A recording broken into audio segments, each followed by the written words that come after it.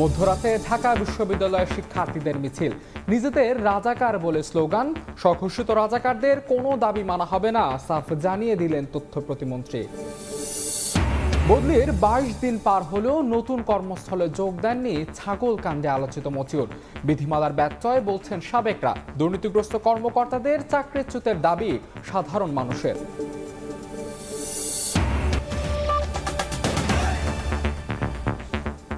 সকালের সময় সঙ্গে আছে আমি মাহাদ ইসলাম ধ্রুব।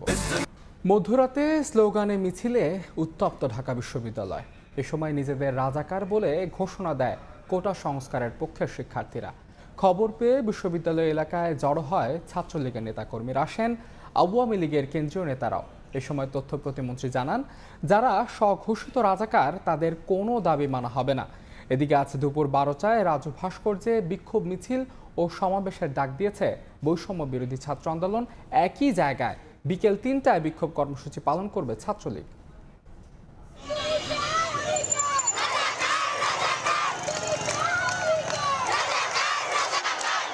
কোটা সংস্কারের দাবিতে রোববার গণপদযাত্রা করে রাষ্ট্রপতি বরাবর স্মারকলিপি দেন বৈষম্য বিরোধী ছাত্র আন্দোলনের নেতাকর্মীরা। দাবি মানার জন্য 24 ঘন্টার সময় পর্যবেক্ষণের কথা বলেন তারা। কিন্তু কয়েক ঘন্টা না পেরোতেই মধ্যরাতে বিভিন্ন হল থেকে মিছিল নিয়ে বের হয়ে আসেন শিক্ষার্থীরা। রোকেয়া হলের শিক্ষার্থীরা বের হয়ে আসেন গেটের তালা ভেঙে।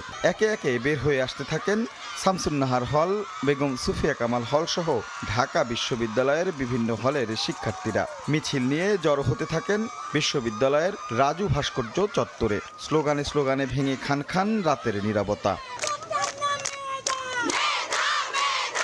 প্রায় 3 ঘন্টা অবস্থানের পর এক পর্যায়ে ফিরে যান শিক্ষার্থীরা। এদিকে বিশ্ববিদ্যালয়ের অপরাজেয় বাংলা এবং ডাকসু ভবন এলাকায় জমায়েত হন ছাত্রলীগের নেতাকর্মীরাও। তারাও দিতে থাকেন পাল্টা স্লোগান। খবর পেয়ে বিশ্ববিদ্যালয় এলাকায় আসেন তথ্য প্রতিমন্ত্রী সহ আওয়ামী লীগের বিভিন্ন পর্যায়ের কেন্দ্রীয় নেতারা। আসেন ঢাকার বিভিন্ন প্রান্তের আওয়ামী লীগ, ছাত্রলীগ, যুবলীগ, স্বেচ্ছাসেবক লীগের নেতাকর্মীরা। আওয়ামী লীগের সহযোগী ও অঙ্গ সংগঠনের নেতাকর্মীরাও জড়ো হন বিশ্ববিদ্যালয় এলাকায়। এ সময় তথ্য প্রতিমন্ত্রী গণমাধ্যমের সঙ্গে কথা বলেন। আমরা বৈষম্যের বিরুদ্ধে, আমরা মেধার পক্ষে। এটার জন্য রাজাকার হওয়া দরকার নেই। মুক্তিযুদ্ধের বাংলাদেশে রাজাকার যারা হইতে যাবে এদের কোনো দাবি মানা হবে না। পরে মধ্যরাতে ক্যাম্পাসে জড়ো হয়ে নতুন কর্মসূচি ঘোষণা করে ছাত্রলীগ। মুক্তিযুদ্ধের চেতনাকে অপমান করায় বাংলাদেশ ছাত্রলীগ সন্ত্রাস বিরোধী রাজু ভাস্কর্যের পাদদেশে দুপুর 3টায় এইখানে প্রতিবাদী অবস্থান গ্রহণ করবে। এদিকে চট্টগ্রাম বিশ্ববিদ্যালয় সহ বেশ কয়েকটি বিশ্ববিদ্যালয়ে একই স্লোগান দেয় সরকারি চাকরিতে কোটা সংস্কারের পক্ষের শিক্ষার্থীরা। রাশেদ লিমন, সময় সংবাদ, ঢাকা। এর আগে রোববার বিকেলে গণভবনে চীন সফর পরবর্তী সংবাদ সম্মেলনে প্রধানমন্ত্রী বলেন, সংবিধান ও আইন নিয়ে ধারণা নেই বলেই আন্দোলনে নেমেছেন কোটা বিরোধীরা। সরকার প্রধানের প্রশ্ন তুলেন, মুক্তিযোদ্ধাদের বিরুদ্ধে কথা বলার অধিকার কোথায় পেল শিক্ষার্থীরা। বলেন, শিক্ষার্থীদের আন্দোলনের বিষয়টি আদালতে বিচারাধীন, তাই নিয়ে নির্বাহী বিভাগের আপাতত কিছুই করার নেই। এবং চায়না ওয়ার্ল্ড সামিট উইং আয়োজিত এই সম্মেলনে চীনের প্রধানমন্ত্রী লি কিয়াংয়ের আমন্ত্রণে গেল সপ্তাহে বেইজিংয়ে 3 দিনের দ্বিপাক্ষিক সফর সেরেছেন প্রধানমন্ত্রী শেখ হাসিনা। সেই সফরের বিস্তারিত তথ্য জাতির সামনে উপস্থাপনে গণভবনে এই সংবাদ সম্মেলনের আয়োজন। সহায়তার কথা উল্লেখ করেন। শুরুতেই লিখিত বক্তব্যে সরকার প্রধান তুলে ধরেন সফরের চুম্বক অংশ, জানান সফল হয়েছে সফর। তারা আমাদের বিরাট অফার দিচ্ছে, এটা ঠিক, কিন্তু নেবার সময় আমাকে এই হিসাবটা করে আমাকে নিতে হবে। এরপর উপস্থিত সাংবাদিকদের বিভিন্ন প্রশ্নের জবাব দেন প্রধানমন্ত্রী। কোটা বিরোধী আন্দোলনের বিষয়ে প্রধানমন্ত্রীর দৃষ্টি আকর্ষণ করা হলে তার সাফ জবাব, আইন সংবিধান না বুঝেই মাঠে নেমেছেন শিক্ষার্থীরা। মুক্তিযুদ্ধের বিরুদ্ধে এত ক্ষোভ কেন? আর মুক্তিযুদ্ধের বিরুদ্ধে, মুক্তিযোদ্ধাদের বিরুদ্ধে কথা বলার অধিকার তাদেরকে দিয়েছে। কোটা আর মেধা তো এক জিনিস না।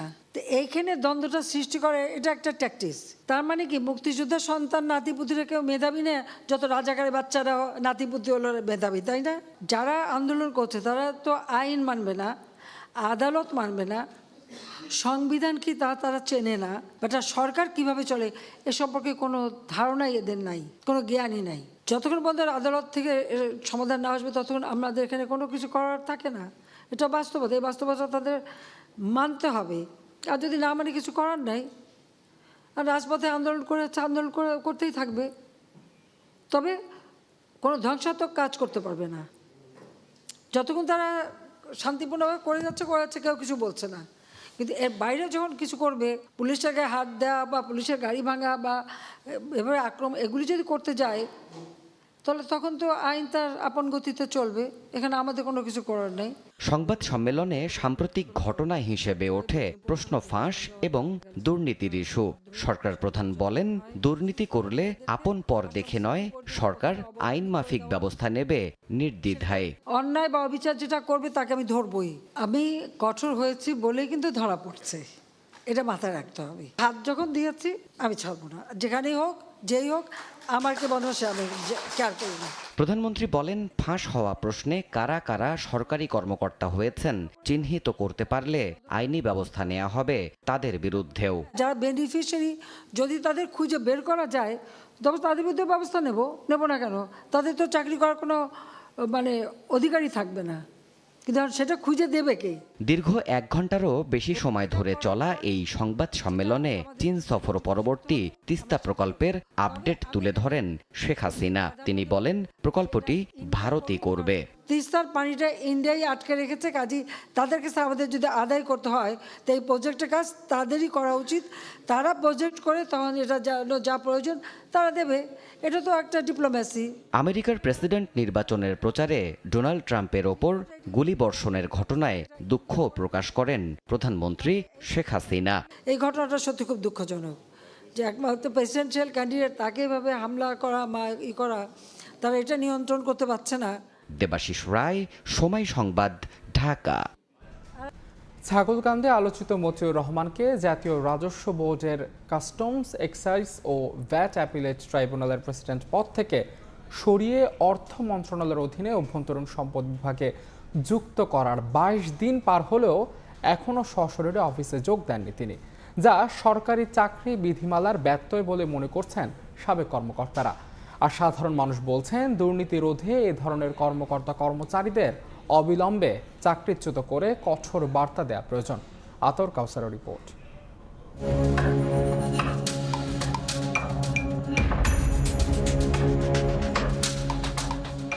ছাগলকাণ্ডের পর থেকে এনবিআরের সাবেক কর্মকর্তা মতিউর রহমানের নানা অপকর্মের ফিরিস্তি সামনে আসছে। দুদফায় মতিউর পরিবারের প্রায় ৩৫০০ শতাংশ জমি, ১১৬টি ব্যাংক হিসাবের প্রায় ১৪ কোটি টাকা, রাজধানীতে বহুতল ভবন, 4টি ফ্ল্যাট ও ২৩টি বিও হিসাব জব্দ ও ফ্রিজ করেছেন আদালত। দ্বিতীয় দফায় জব্দ ও ফ্রিজ করা সম্পদের মধ্যে মতিউরের নামই রয়েছে অন্তত ৩০০ শতাংশ জমি, অর্ধ কোটি টাকা ও 5টি বিও অ্যাকাউন্ট। অথচ এনবিআরের কর্মকর্তা হিসেবে প্লেসমেন্ট, বাণিজ্য এবং কারসাজির আগাম তথ্য জেনে দুর্বল কোম্পানির শেয়ার কিনে বেশি দামে বিক্রি করা ছিল তার জঘন্যতম অপরাধের একটি এবং অবৈধ উপার্জনের অন্যতম কৌশল। এসবের পরেও এখনো তাকে চাকরিচ্যুত না করা নিয়ে ক্ষোভ রয়েছে জনমনে। সরকার তাদেরকে অপসারণ করে একটা দৃষ্টান্ত স্থাপন করা উচিত, যেন অন্য কেউ এই দুর্নীতি করার সাহস না করে। গভর্নমেন্ট একবার ডিক্লেয়ার দেখ যে তোমাদের হিসাব বিবরণী দাও, তোমরা যখন চাকরিতে জয়েন করছো এবং এখন তোমাদের সম্পদ কি, সেটা দিলে দেখবেন যে সমস্ত থরল বিলা বের হয়ে আসবে, হাজার হাজার বের হবে। সমস্ত সরকারি যারা চাকরি করে এবং এক পিয়ন থেকে শুরু করে এটা বের হয়ে আসবে। সরকারি একটা পদে রাখা হয়েছে, সেটা অবশ্যই জনগণের বিশ্বস্ততার একটা জায়গা।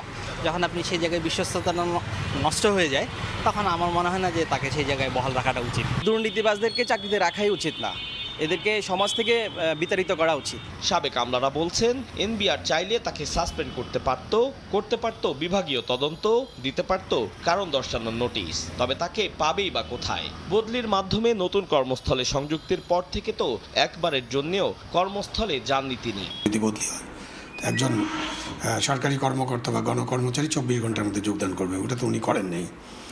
এবং কারো মাধ্যমে যোগদানপত্র প্রেরণ করার কারণ কি, এবং সে ব্যাপারে অভ্যন্তরীণ সম্পদ বিভাগ ভালো বলতে পারবে যে তারা কি করবেন। উনি ফ্যাক্সের মাধ্যমেও যোগদান করতে পারেন, বাট পরদিন তো তাকে অফিসে যেতে হবে। অভ্যন্তরীণ সম্পদ বিভাগ যেটা, সেটা তো এনবিআরের চেয়ারম্যানই ওটার সেক্রেটারি, সুতরাং ওই দুইটা মিলেই তো এনবিআর। অভ্যন্তরীণ সম্পদ বিভাগ থেকেই তাকে শোকজ করতে হবে। দুর্নীতির দায়ে অভিযুক্ত এই ব্যক্তিকে বরখাস্ত করা যৌক্তিক ছিল বলছেন দুদকের সাবেক মহাপরিচালক।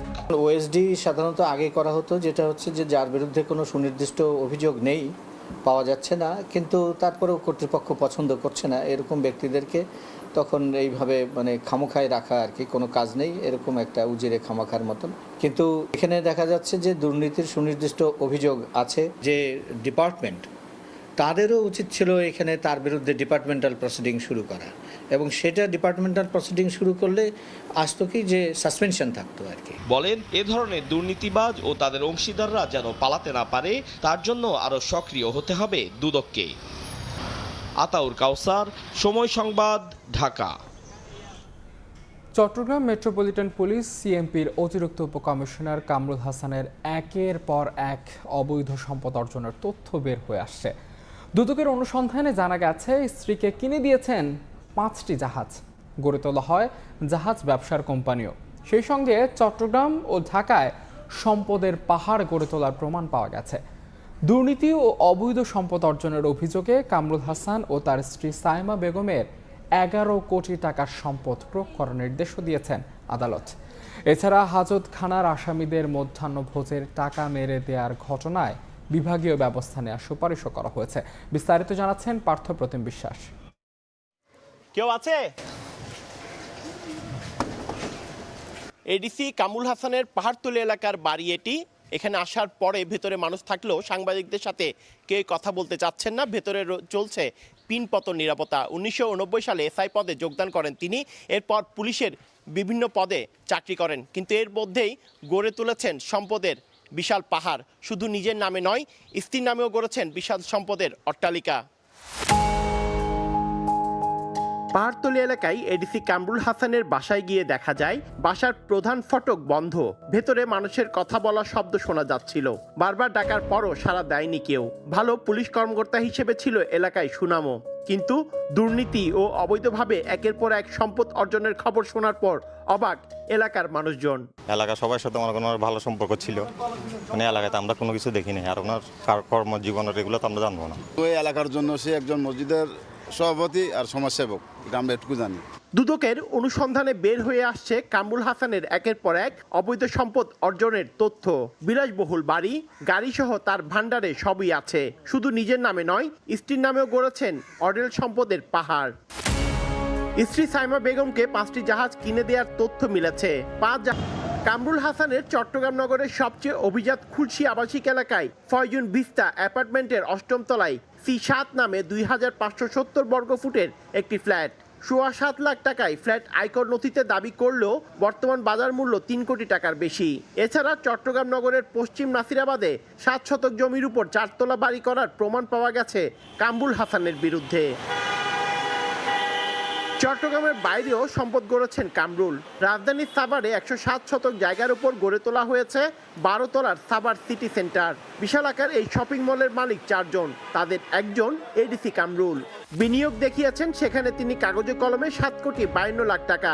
এ ভবনের বেসমেন্টের 90টি, প্রথম তলায় 140টি, দ্বিতীয় তলায় 146টি, তৃতীয় তলায় 89টি ও চতুর্থ তলায় 103টি দোকান এবং 5000 বর্গফুটের ফুড কোর্ট, পঞ্চম তলায় অফিস ও ষষ্ঠ তলায় 67টি ফ্ল্যাট রয়েছে।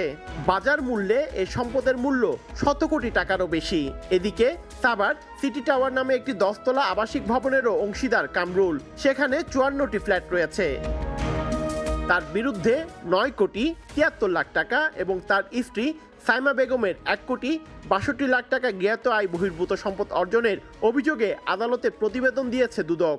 তার কাছ থেকে যখন এর বৈধতা সম্পর্কে জানতে চাইলে সে তার কোনো সঠিক উত্তর দিতে পারেনি। এবং সোর্স অফ ইনকামটা দেখাতে পারেনি, বৈধ সোর্স অফ ইনকাম। এদিকে চট্টগ্রাম মেট্রো কোর্টের হাজতখানায় কর্মরত থাকার সময় আসামিদের মধ্যাহ্নভোজের বিল হিসেবে 13,31,000 টাকা মেরে দিয়েছিলেন কামরুল হাসান। অপব্যবহার করার জন্য সিএমপির অভ্যন্তরীণ তদন্তে দোষী প্রমাণিত হওয়ার পরে তার বিরুদ্ধে বিভাগীয় ব্যবস্থা নেওয়ার জন্য পুলিশ সদর দপ্তরে সুপারিশ করা হয়। কিছু অসঙ্গতি আমরা পেয়েছি, সেই অসঙ্গতির বিষয়টা আমরা উল্লেখ করে পুলিশ সদর দপ্তরে আমরা এটা প্রেরণ করেছি। নোয়াখালী বেগমগঞ্জের বাসিন্দা কামরুল হাসান 1989 সালে এসআই হিসেবে পুলিশে যোগ দেন। পরে পদোন্নতি পেয়ে নগরীর পাহাড়তলী, ডবল মুরিং এবং বাঁশখালী থানায় অফিসার ইনচার্জের দায়িত্ব পালন করেন। পরিদর্শক থেকে পদোন্নতি পেয়ে কামরুল হাসান সহকারী কমিশনার এবং অতিরিক্ত উপকমিশনার হন। পার্থপ্রতিম বিশ্বাস, সময় সংবাদ, চট্টগ্রাম। আমেরিকার ফাইনালের উত্তাপ বাংলাদেশেও। রাজধানী সহ দেশের বিভিন্ন স্থানে বড় পর্দায় খেলা উপভোগ করছেন ফুটবল প্রেমীরা। এই মুহূর্তে ঢাকা বিশ্ববিদ্যালয় টিএসসিতে আছেন রিপোর্টার সাব্বির মিথুন, যাচ্ছে তার কাছে।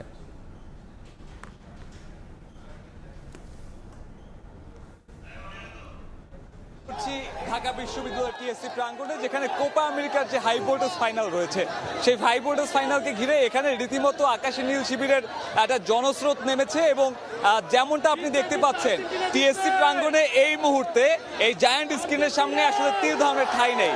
এবং এই ভিড় শুধুমাত্র এখন নয়, এই ম্যাচ শুরু হওয়ার আগে থেকেই আর্জেন্টাইন সমর্থকদের যে ভিড়, সেটা কিন্তু বেশ ভালোভাবেই টের পাওয়া যাচ্ছে। এবং কোপা আমেরিকার এই যে ফাইনালের শিরোপা, সেই আরাধ্যের শিরোপা, যেটা আসলে গত মৌসুমেও আর্জেন্টিনা ঘরে তুলেছিল, সেটা টানা দ্বিতীয়বারের মতন জেতার জন্য যে সমর্থকরা রয়েছে আর্জেন্টিনার, সেই সমর্থকরা কিন্তু বেশ আত্মবিশ্বাসী। এবং প্রথমার্ধে খুব বেশি সুযোগ তৈরি করতে না পারলেও আর্জেন্টাইন সমর্থকরা খুব এক্সাইটেড। এবং যেমনটা দেখতে পাচ্ছেন, এখানে বিরতির সময়ও তারা কিন্তু বসে নেই প্রিয় দলকে সমর্থন জানাতে। তাদের এনার্জি একেবারেই তুঙ্গে। এবং যেমনটা দেখতে পাচ্ছেন, টিএসসির এই প্রাঙ্গণটি এখন রীতিমতো পরিণত হয়েছে বুয়েন্স এইরেস, অথবা যদি আমি বলি ম্যাচের ভেন্যু হার্ড রক স্টেডিয়ামের মতন। এবং আকাশী নীল সমর্থকদের এখানে এত বেশি চাপ যে আসলে এখানে তিল ধারণের ঠাঁইও নেই। আমরা সকাল থেকে এখানে উপস্থিত হয়েছি এবং দেখেছি রাজধানীর নানান প্রান্ত থেকে আর্জেন্টাইন সমর্থকরা এই ম্যাচ কভার করতে, এখানে এই ম্যাচ দেখতে এখানে উপস্থিত হয়েছেন এবং প্রিয় দলকে সমর্থন জানাতে। তাদের যে এখানে যে সমর্থন, তা কিন্তু আসলে চোখে পড়ার মতন। এবং শুধুমাত্র এবার নয়, কোপা আমেরিকার আগে ফুটবল বিশ্বকাপ, ফিফা বিশ্বকাপের কথা যদি আমি বলি, তখনও কিন্তু টিএসসি প্রাঙ্গণে আর্জেন্টাইন সমর্থকদের একটা মিলন মেলা ঘটেছিল। সব মিলিয়ে আর্জেন্টাইন সমর্থকদের যে একটা সংখ্যাগরিষ্ঠতা, তা কিন্তু বোঝাই যাচ্ছে। এবং এই বিরতির সময় যখন হার্ড রক স্টেডিয়ামে শাকিরার কনসার্ট সহ নানান আয়োজন হবে, তখনও কিন্তু এখানে আর্জেন্টাইন সমর্থকরা রোদ, বৃষ্টি এবং গরম উপেক্ষা করে এখানে জড়ো হয়েছেন। এবং তাদের যে সমর্থন, সেই সমর্থন কিন্তু শুরু থেকেই তাদের প্রিয় দলকে দিয়ে যাচ্ছেন। এবং আমি যদি আর একটু উল্লেখ করি এই ম্যাচের কথা, যেখানে নির্ধারিত সময়ের 1 ঘন্টা 23 মিনিট পরে ফাইনাল ম্যাচ শুরু হয়। এবং দর্শক জটিলতার কারণে যে বিলম্বটি হয়, সেই বিলম্ব না হলে হয়তো এখন পর্যন্ত নির্ধারিত সময়ের খেলা শেষ হয়ে যেত। তবে সেই নির্ধারিত সময় খেলা শেষ না হলেও এখানকার টিএসসিতে যে আর্জেন্টাইন সমর্থকরা রয়েছে, তারা কিন্তু একেবারেই এই মুহূর্তটাকে উপভোগ করছেন এবং প্রিয় দলকে সমর্থন জুগিয়ে যাচ্ছেন। প্রথমার্ধে আর্জেন্টিনা খুব বেশি সুযোগ না পেলেও তারা আত্মবিশ্বাসী যে এই ম্যাচের দ্বিতীয়ার্ধে আর্জেন্টিনা ঘুরে দাঁড়াবে। এবং তাদের সেই প্রত্যাশা যদি সত্যি হয়, তাহলে এই ম্যাচের মাধ্যমে আর্জেন্টিনা টানা দ্বিতীয়বারের মতো কোপা আমেরিকার শিরোপা ঘরে তুলতে যাবে। কোপা আমেরিকার হাই ভোল্টেজ ফাইনাল নিয়ে আমার কাছে টিএসসি থেকে এখন পর্যন্ত এই ছিল সবশেষ। সরাসরি যুক্ত ছিলাম ঢাকা বিশ্ববিদ্যালয় টিএসসিতে। সরকারি প্রতিষ্ঠানের হাতেই ভরাট হচ্ছে রাজধানীর অনেক জলাধার। উন্নয়ন প্রকল্পের নামে ড্যাপের নকশাকে যেন বুড়ো আঙ্গুল দেখাচ্ছে খোদ সরকারি এসব প্রতিষ্ঠান। ফলাফল, মিরপুর, উত্তরা, কাঁঠালবাগান, ধানমন্ডি, পুরান ঢাকার মতো এলাকা এখন অল্প বৃষ্টিতেই হাঁটু পানি। এছাড়া অপরিকল্পিত নগরায়ন আর 2 সিটির দায়সারা ভাব এর অন্যতম কারণ মানছেন নগর পরিকল্পনাবিদরা। এতদিন চিঠি চালাচালিতে সীমাবদ্ধ থাকলেও এই মৌসুমের প্রথম ধাক্কার পর এখন কঠোর হওয়ার কথা বলছে রাজক।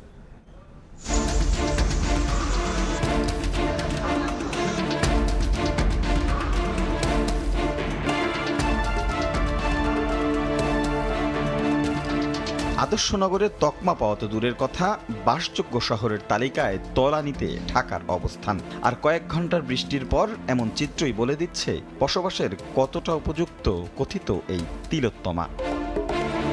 ঢাকার জন্য কয়েক ঘন্টায় 130 মিলিমিটার বৃষ্টিটা একটু অস্বাভাবিক হলেও একেবারে অপরিচিত নয়। তাই বলে 24 ঘন্টা বাদেও হাঁটু পানি কতটুকু যৌক্তিক? একটি আদর্শ নগরে 10 থেকে 15 ভাগ জলাধার থাকা দরকার। 3 দশক আগেও ঢাকার মোট আয়তনের 20 ভাগ জলাধার থাকলেও 2023 সালের গবেষণা বলছে ঢাকার জলাধার আছে মাত্র 3 ভাগ। আর অবাক করার মতো তথ্য হচ্ছে গত 1 বছরে সরকারি বিভিন্ন সংস্থায় ভরাট করেছে 0.5 ভাগ। গাবতলীর এই জলাধারে গিয়েই পড়ে বৃহত্তর মিরপুর, কাজীপাড়া, শেওড়াপাড়া, কল্যাণপুর, মোহাম্মদপুর এলাকার পানি। অথচ ড্যাপের নকশায় স্পষ্ট জলাধার হিসেবে উল্লেখ থাকলেও শ্রেণী পরিবর্তন করতে রাজুকের কোনো অনুমোদনই নেয়নি বাংলাদেশ কৃষি উন্নয়ন কর্পোরেশন বিএডিসি। গত কয়েকদিনের উপর্যুপরি বৃষ্টির একটি বড় অংশ যে এই জলাধারে জমা হয়েছে সেটি বুঝতে কোনো গবেষণার প্রয়োজন হয় না, অথচ সরকারি উদ্যোগেই তা অর্ধেকের বেশি ভরাট করা হয়েছে, চলছে নির্মাণযোগ্য। তাই রক্ষকই যখন ভক্ষক হয়, সাধারণ মানুষ কাঙ্ক্ষিত সেবাটা পাবে কোথায়? সেই প্রশ্নই তুলছেন নগরবিদরা। একই অবস্থা বাংলাদেশ রেলওয়ের। কিছুদিন আগেই ড্যাপে চিহ্নিত এই জলাধার ভরাট করে তৈরি হচ্ছে সংস্থাটির উন্নয়নমূলক কাজ। আবার দক্ষিণ সিটির বাধার মুখেই হাতিরঝিল ভরাট করে হচ্ছে এলিভেটেড এক্সপ্রেসওয়ের কাজ, যার প্রভাব কয়েক বছর পর আবারও একটু বৃষ্টিতেই কোমর পানিতে তলিয়ে যাচ্ছে কাঁঠালবাগান এলাকা। যদিও সেতু কর্তৃপক্ষের দাবি নির্মাণ কাজ শেষ হলে আবারও মুক্ত করা হবে এই অংশের পানি প্রবাহ। নগরবিদরা বলছেন সরকারি সংস্থার স্বেচ্ছাচারিতার পাশাপাশি নগর কর্তৃপক্ষের অদূরদর্শিতা, জলবায়ু পরিবর্তনের প্রভাব, প্রভাবশালীদের জবরদখল আর নগরবাসীর অসচেতনতাও এমন জলাবদ্ধতার নিয়ামক হিসাবে কাজ করে। সব মিলে আমাদের ড্রেনেজ ক্যাপাসিটিটা মানে যা কিছু আছে সেটাও পারফরমেন্স ভালো না, অনেক আন্ডার পারফর্মিং। তো এই কারণে জলাবদ্ধতাগুলো তৈরি হয়। রাজুক বলছে মৌসুমের শুরুতেই যে ভয়াবহতার সাক্ষী হয়েছে নগরবাসী, তাতে আর ছাড় দেওয়ার সুযোগ নেই। প্রভাবশালী ব্যক্তি কিংবা সরকারি সংস্থা ছাড় পাবে না কেউই। সমাধান তো একটা জায়গায়, সেটা হচ্ছে সকলকে এই প্ল্যান মানতেও হবে এবং মানাতেও হবে। দুই দিক থেকে এই সহযোগিতা লাগবে। সরকারি সংস্থা হোক, বেসরকারি সংস্থা হোক, রাজধানী উন্নয়ন কর্তৃপক্ষ এই জলাশয়ের জন্য শক্ত অবস্থান নিয়েছে এবং আমরা মহামান্য আদালতে সেটা আমরা উপস্থাপন করেছি যে এই জলাধার রক্ষা করার জন্য আমাদের কি করতে হবে। যদিও দখল দূষণের এই নগরে নদী, খাল আর জলাধারের যে অবস্থা গিয়ে দাঁড়িয়েছে, তাতে সিএস খতিয়ান ধরে তা উদ্ধার করা এক রকমের অবাস্তব মনে করছেন নগর পরিকল্পনাবিদরা। রাশেদ লিমন, সময় সংবাদ, ঢাকা। স্পেন ইংল্যান্ডের জমজমাট ইউরো চ্যাম্পিয়নশিপ ফাইনালের উত্তাপ ছিল বাংলাদেশও। নানা আলোচনা থাকলেও যোগ্য দল হিসেবে শিরোপা জিতেছে স্পেন, এমনটাই মনে করেন সমর্থকরা। আর থ্রি লায়ন্সরা ভালো খেললেও ভাগ্য আর সাউথ গেটের ভুল সিদ্ধান্তে হেরেছে বলে জানান ইংল্যান্ড ফ্যানরা। দূরত্বটা 7000 মাইলেরও বেশি, তারপরও জার্মানিতে হওয়া ইউরো চ্যাম্পিয়নশিপের হাই ভোল্টেজ ফাইনালের উত্তাপ কোনো অংশে কম ছিল না বাংলাদেশে। বার্লিন স্টেডিয়ামে ইংল্যান্ড স্পেনের রোমাঞ্চকর ফাইনাল ক্ষণে ক্ষণে বদলায় রং। কখনো এগিয়েছিল লা রোহারা, আবার কখনো জয়ের সুযোগ তৈরি করেছে থ্রি লায়ন্স। তবে শেষ সময় এসে ওয়াইয়ার জাবালের গোলে স্বপ্নভঙ্গ হয় কেইন বেলিংহ্যামদের। আর পুরো আসরের মতো ফাইনালেও দুর্দান্ত খেলে যোগ্য দল হিসাবেই শিরোপা জিতেছে স্পেন। পুরো ম্যাচই ডমিনেট করেছে ইংল্যান্ড, আসলে তেমন ভালো একটা খেলতে পারেনি, এটাই আশা ছিল। পুরো টুর্নামেন্ট জুড়েই কিন্তু স্পেন অনেক ভালো খেলেছে। ওদেরকে বলা হয় চোকার্স, ওরা লাস্ট টাইম এটা করেছে, এবারও করেছে। আসলে ফাইনালটা পুরো একটা ফাইনালের মতো ছিল। আর প্লাস স্পেন আর ইংল্যান্ডের যে ফাইনাল হয়েছে, ইংল্যান্ড অবশ্যই অনেক ভালো খেলেছে, but Spain was better team. And Lamine Yamal 17 বছর বয়স, এত ভালো খেলছে। নেকো উইলিয়াম মানে পুরো একদম অস্থির খেলা। নিকো উইলিয়ামস অনেক ভালো খেলেছে, অ্যান্ড ওদের টিমে লামিন ইয়ামাল অনেক ভালো খেলেছে। রড্রি সাবস্টিটিউট হয়ে ওকে সাবে নামিয়ে দিয়েছে, বাট ও ভালো খেলেছে। আমি অনেকদিন ধরে ওয়েট করতেছি এটার জন্য। ফাইনালে স্পেন জিতছে, অ্যান্ড ইয়ামালের জন্য তো আমি অনেক বড় ফ্যান। প্রথমার্ধে কিছুটা অগোছালো থাকলেও দ্বিতীয়ার্ধে স্পেনের পর ইংল্যান্ডও ফেরে ছন্দে। ইতিহাস গড়ার সুযোগটাও এসেছিল তাদের সামনে। ফাইনালে you can't play football like this, and then again আমরা যে গোলটা দিছি, it is the moment of brilliance. এখানে তো ইটস নট যে আমরা অনেক ভালো ফুটবল খেলছি and stuff. Honestly speaking they deserve to win. it. But having said that, we have to watch Southgate for another 2 years, which is a joke. England চাইলে আরো better খেলতে পারতো, হাওয়েভার ওদের খেলার এক্সপিরিয়েন্সটা ওরা কাজে লাগায় নাই, and it's very obvious that Spain play much better. Bad luck একদম আমাদের, পরপর দুইটা ফাইনাল আমরা হারলাম। কোল পারমার প্লেয়ারটা পুরো মানে টুর্নামেন্টেই ভালো খেলেছিল, কিন্তু ওকে সবসময় সাবে নামানো হয়, তো সাবে নেমে আজকে অনেক আর্টিস্টিক একটা গোল দিয়েছে। অভিজ্ঞতার দিক দিয়ে স্পেনের চেয়ে অনেক এগিয়ে ছিল ইংল্যান্ড। প্রথম শিরোপার অপেক্ষায় ছিলেন সমর্থকরা, তবে শেষমেশ চোকার্স বনে গেল থ্রি লায়ন্স। আর চতুর্থ শিরোপার উল্লাস করছে স্পেন। তামিম হোসেন, সময় সংবাদ, ঢাকা। এ পর্যায়ে শীর্ষ সংবাদগুলো জানিয়ে দিচ্ছে আরেকবার। মধ্যরাতে ঢাকা বিশ্ববিদ্যালয়ের শিক্ষার্থীদের মিছিল, নিজেদের রাজাকার বলে স্লোগান। স্বঘোষিত রাজাকারদের কোনো দাবি মানা হবে না, সাফ জানিয়ে দিলেন তথ্য প্রতিমন্ত্রী। বদলির 22 দিন পার হলেও নতুন কর্মস্থলে যোগ দেননি ছাগলকান্দে আলোচিত মতিউর।